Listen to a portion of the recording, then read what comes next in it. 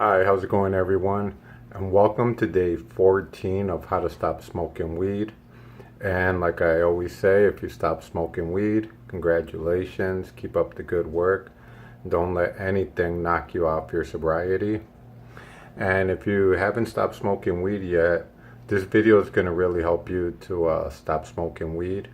Well, it's not going to help you stop smoking weed, but it's going to help you if you stopped already and you're kind of going through withdrawals, or it's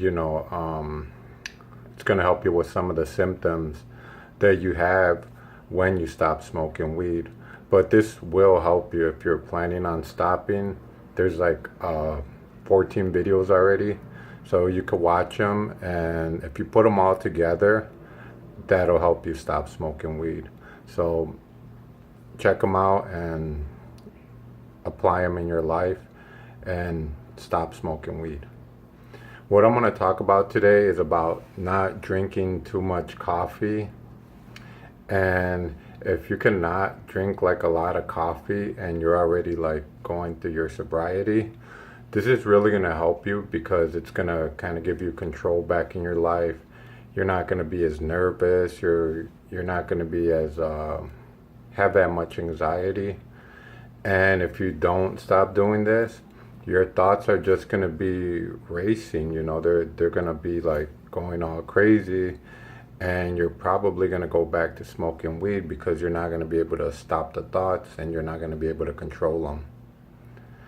And also, if you do this technique, also when you stop smoking the weed, a lot of more positive people are going to be attracted to you in your life. And not only that, you're going to get your physical goals. You're going to not be drinking so much coffee. Your body is going to be in better shape, and you won't be smoking weed anymore. Okay, so what you want to do here is just cut down on the coffee if you're drinking a lot of coffee. Because what happens is when you start to go sober, one of the things that is going to affect you, which I learned from a video I've been watching, a video series called The Addictive Mind, and they talk about how one of the withdrawals and one of the symptoms kind of that you go through from not smoking weed anymore, especially if you've been smoking like I have for 30 years. One of the things that's going to happen is you're going to have a lot of anxiety, you're going to have a lot of anger, and you're going to have probably depression. And if you're going through like depression and you have like a lot of caffeine in your system that's making your heart beat fast, that's making like you're getting all nervous and your thoughts are just racing, that's not going to help you in your sobriety, because it's just going to make the thoughts of depression even stronger. You're going to keep thinking it over and over like a masochist, and you're not going to be able to stop.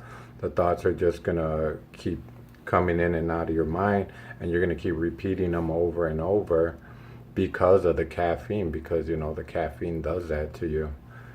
And also, like, if you're angry, this is not going to help you either, drinking a lot of coffee, because when you get angry, you're not going to be able to control yourself.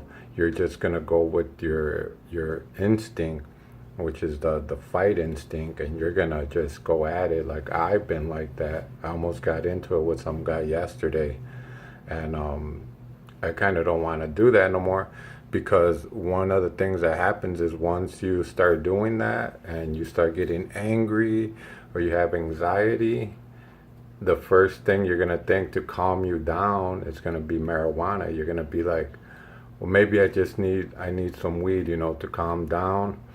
And you're not going to be able to stop the thoughts because you're going to want the weed. Your body's going to want the weed. It's just going to, sorry, I got some on my head here. Okay. Yeah, and you're just going to want to do it again. And also, if you have anxiety, you really don't want to be drinking coffee. I mean, you can drink some, but you have to keep it to the very minimal, because when you're anxious and you're worried, or you're feeling down on yourself, the coffee, it's just going to make the anxiety 10 times worse. You're going to not be, it's going to be the same as the depression and the anger. You're not going to be able to stop those thoughts. And you're going to be shaky. And for real, I'm going through this myself. Like, all I kept thinking was, like when I almost got into a couple fights, and I'm kind of like, right away, the first thought that kind of comes up for me is maybe you should smoke weed again, because at least you were calm and you weren't looking for trouble and all that. But that's not true. Even when I was on weed, I was still the same way. So I have to like work on my anger. But the coffee makes it even worse. It makes it like 10, like I said, 10 times worse. I can't even calm down. And then your heart's gonna start beating all crazy, and you're gonna have the caffeine running through your system. So you kind of don't want to do that either. So what you can do, and the only reason I started drinking a little bit of coffee is because when I gave up weed, which was like 21 days ago. I know there's video 14, but I actually stopped like 21 days ago.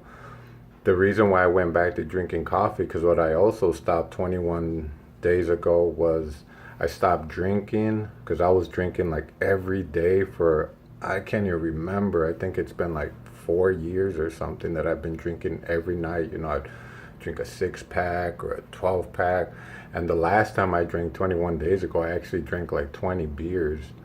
So one of the things that I learned too about the addictive brain is that when I'm coming off like drinking, one of the side effects of that, or one of the withdrawals that you go to, is you feel like you got a hangover every morning. Like I would wake up and I'm like, I really didn't even know what was going on, because I felt so tired. And I thought it was actually because of the weed, but after studying these programs, which they're actually not, they're looking at inside the brain, what's happening with your neurons and all that. And what they found out was that for the weed, when you stop doing weed, one of the withdrawals is just anxiety and like depression and anger. You kind of go into the fight or flight mode, because you're not making any decisions anymore. It was the drug always making the decision for you, and now you have to make your own conscious decisions. Which, if you've been smoking for, like I said, for like me, like 30 years, plus I was drinking for a long time. So the drugs and the alcohol were making the decision for me. And now that I'm sober, I have to consciously make these decisions and kind of rebuild my character. And it feels like I'm starting like a newborn, like from day one, because that's exactly how I feel. I didn't have any like life skills or any, I don't know, ethics or conscience and all that. I've kind of always been a criminal.